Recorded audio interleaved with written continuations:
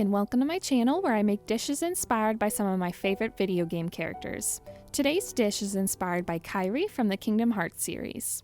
Now, I've already made a dish for Kairi before, but inspiration struck once again and I knew I had to make something else in her honor, this time a dessert. We're also focusing on an object that is heavily associated with not only Kairi, but Sora, and is a wonderful symbol of their relationship. All the way at the beginning in Kingdom Hearts 1, as Sora is running around on the Destiny Island's beach in his clunky shoes, we can talk to Kairi and see her in the process of making this iconic item.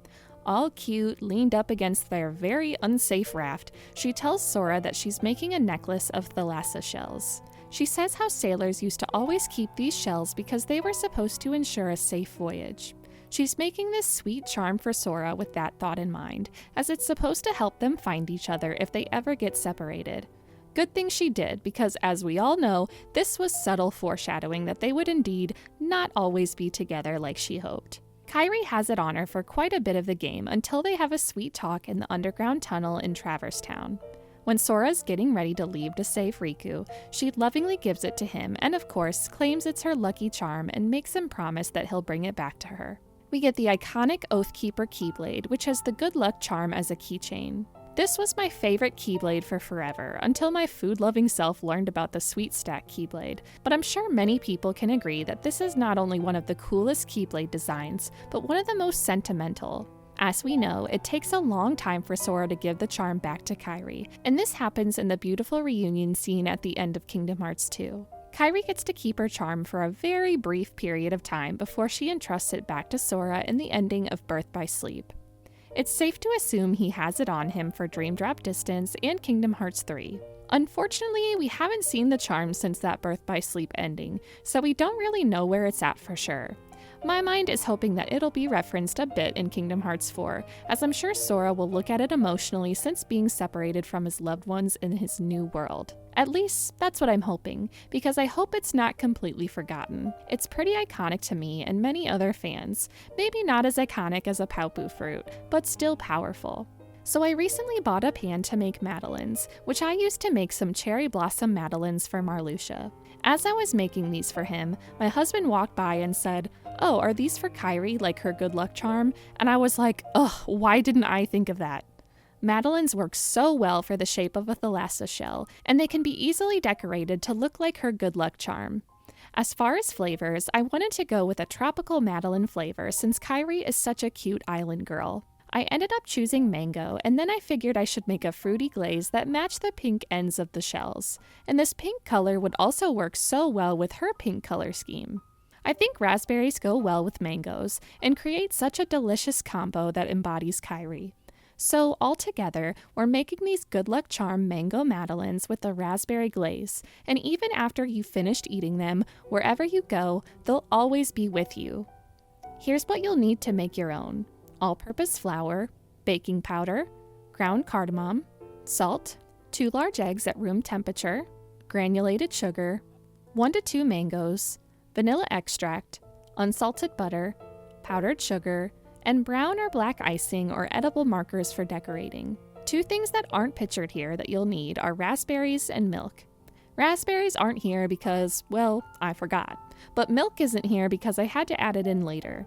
I thought the glaze would be thin enough with just raspberry juice, but you'll need to add a little bit of milk as well. With the ingredients out of the way, it's time to get started, and we'll start out with a tiny bit of prep. You'll need about 1 to 2 mangoes because we need about 3/8 cup of diced mango, or a little bit less than a half cup. Peel your mangoes and then dice the fruit into very small pieces. We do want them to be pretty small because they'll be as is in the batter later, and if they're too large, they might all sink to the bottom of your Madeleines. Once you have 3/8 cup of diced mango, set it aside for later, and then we'll start on the Madeleine batter. In a medium bowl, you'll sift in 5/8 cup of all-purpose flour, and if you don't have a 1/8 measuring cup like me, that's a half cup and then a half of a 1/4 cup measuring cup. I know, it's slightly confusing. As well as the flour, you'll also need to sift in a half teaspoon of baking powder, a half teaspoon of cardamom, and a 1/4 teaspoon of salt. Sifting our dry ingredients will avoid any large clumps of flour that might make it harder to fold the batter later. Now, in a separate large bowl, or the bowl of a stand mixer, you'll add your 2 large eggs and 3/8 cup of granulated sugar, which is like a 1/4 cup measuring cup and a 1/2 of a 1/4 measuring cup. I'm sorry for the annoying measurements, I just wanted to have this recipe because I simply couldn't justify making myself like 45 Madeleines to eat. Again, your 2 eggs should be room temperature. Once the eggs and sugar are in the bowl, you'll start to beat the mixture on high for around 5 minutes until the mixture is very light and airy or reaches ribbon stage. With ribbon stage, when you lift up your whisk, the batter should leave its shape for a couple seconds before melding back into the rest of the batter. At ribbon stage, we can add in our reserved diced mango from earlier, as well as a 1/4 teaspoon of vanilla extract. You'll then grab a rubber spatula and carefully fold until the batter is more combined and well dispersed. Just make sure to fold gently so that you don't knock out all of the air you've already built up. Once folded, you'll then add in your bowl of dry ingredients and once again fold carefully. Mix everything until just combined, making sure not to overmix. Once everything looks combined, you'll go ahead and cover the bowl with some plastic wrap. With the bowl covered, you'll stick the batter into the fridge to chill and rest for at least 1 hour. Feel free to use this time however you'd like, such as by collecting random objects for your totally stable raft. When the batter has chilled enough and you're ready to bake, head over to your oven and start preheating it to 375 degrees Fahrenheit. As the oven is preheating, melt 2.5 tablespoons of unsalted butter and allow it to cool to room temperature. As the butter finally comes down to room temperature, grab your bowl of batter from the fridge and then add in this butter. Fold the butter into the batter, once again making sure not to lose the air within, and then cover back up and place in the fridge briefly as you prepare the Madeleine tray. This recipe will make around 22 Madeleines, so depending on how many or the size of your Madeleine pans, you may need to work in batches. Melt a little bit more butter, about 1 to 2 tablespoons worth, of unsalted butter and let it cool slightly. It doesn't need to be fully cooled, but should definitely not be scalding hot. You'll brush a really thin layer of the butter onto your Madeleine molds. The butter will help the Madeleines to not stick to the pan, but you don't want to add too thick of a layer or it will almost fry the batter on the surface. With a thin layer of butter in place, you'll then dust a thin layer of flour on top of the molds. This will not only help unstick the Madeleines, but I feel it also helps create more of that distinguished shell indent that is so lovely. The Madeleine pans are all ready for some Madeleines, so grab your batter back out of the fridge as well as a tablespoon and a rubber spatula. Scoop out about 1 tablespoon of your batter and drop it into each prepared mold, using the rubber spatula to scoop out any batter out of the spoon if it's needed. You also shouldn't need to level out the Madeleine batter. It's somewhat thin, and even if it's slightly lumpy or lopsided, it will kind of take care of itself in the oven. Now, if you're like me and you need to bake in batches, you'll just stick your batter back into the fridge in between bakes to keep it chilled. Also, if your remaining brushing butter firms up and is no longer liquid, just melt it in the microwave briefly again. Anyways, with the Madeleines ready for baking, we'll slide the pan into the oven to bake for about 11 minutes. Towards the end of the bake, you should notice the edges turning slightly golden brown, and if you touch the center of the Madeleine, it should spring back slightly to the touch, proving that the inside is fully baked. You can then remove your Madeleines from the oven and gently remove from their pans. They should fall or slide out somewhat easily, but if not, you can gently use the edges of a fork to tip them out. Place your Madeleines onto a cooling rack to cool completely, and if needed, cook your next batch. As mentioned earlier, if baking in batches, your batter should be chilling in the fridge in the meantime. You'll want to wait for your Madeleine trays to cool completely before adding your next round of batter, which thankfully shouldn't take too long since the pans are usually pretty thin. Also, after removing the Madeleines from my pan, I apparently lost my brain and decided to touch the pan way too early to check if it had cooled down. Don't be like me.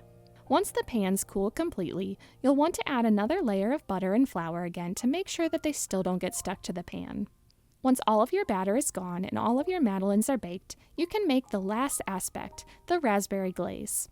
You'll want about a 1/2 cup of fresh raspberries, and you'll wash them, then place into a fine mesh strainer or sieve over a small bowl. All you need to do is grab a spoon and smush down on the raspberries so that they can release all of their juice. You'll need about 2 tablespoons of raspberry juice, so keep going until you get this amount, and then you can discard the seeds. In a separate, medium bowl, emphasize because I started with too small of a bowl, sift in about 3/4 cup of powdered sugar. Add about 2 tablespoons of your collected raspberry juice. Here you can see me try to whisk the powdered sugar and raspberry juice, but realize it was going to be too thick without a little bit of milk. So you'll also add in about 1 tablespoon of milk and continue whisking until smooth. Once you're done whisking, feel free to add in more splashes of milk as needed if you'd like the glaze to be a little bit thinner. As you finish making your glaze, your madeleines should hopefully be fully cooled. We're trying to make these madeleines look like Kairi's good luck charm, which has pink on the shell tips and is a yellowish color on the base of the shells. On the thinner ends of the shell, you'll dip the madeleine into the glaze to coat. Then you'll place the madeleine back onto the cooling rack to allow the glaze to set. Repeat and continue with each madeleine until they are all coated, and then once the glaze has fully set, you can decorate to have the little Sora face. I used edible markers to draw on the face and little tie marks, but it probably would have looked a lot better and more defined with actual icing. They still turned out cute, even if they look like a child made them, because you know what? A child actually did design it. Overall, I think the point of the good luck charm comes across, and once you're done decorating, it's time to dig in. Ever since I got a Madeleine pan, I've become really obsessed with them. They're extremely cute little mini cakes with such a cute design and so many options for customization. These Madeleines in particular have such a lovely mango flavor. Every little diced mango you get to bite down on feels so fresh and fun, and it's perfect to snack on, especially when it's a sunny and warm day. I've started developing a huge taste for raspberries recently, so the hint of tangy raspberries within the glaze is not only delicious, but a beautiful color. After eating a few, I was kind of kicking myself a little bit that I ended up having the recipe because it was so good, but that just gives me an excuse to make them again soon. I feel like Kairi is naturally a great baker, as she's really creative with decorations and flavor choices. When she used to live on Radiant Garden as a little girl, I'm sure she has plenty of fuzzy memories of helping her grandma bake lots of delicious goodies. Her grandma was the best at making frosted sugar cookies, pies, and cakes, and Kairi was the perfect little helper and taste tester. She learned that Kairi was really partial towards fruity and spunky flavors, and so she would often include fruits in tons of different desserts. It was honestly really fortunate that Kairi ended up getting sent to Destiny Islands of all places, because the warmer weather was perfect for growing juicy and flavorful fruits for her to enjoy, of course, like the paopu fruit. Kairi was so intrigued by the history behind thalassa shells that she found herself taking a liking to them, but she is also partial to them due to the shape resembling the madeleines she'd help her grandma make.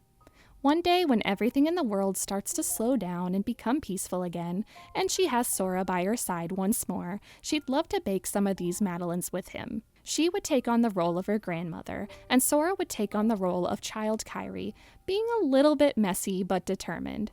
She'd smile through the whole process and feel fortunate for the power of fate that had brought them together.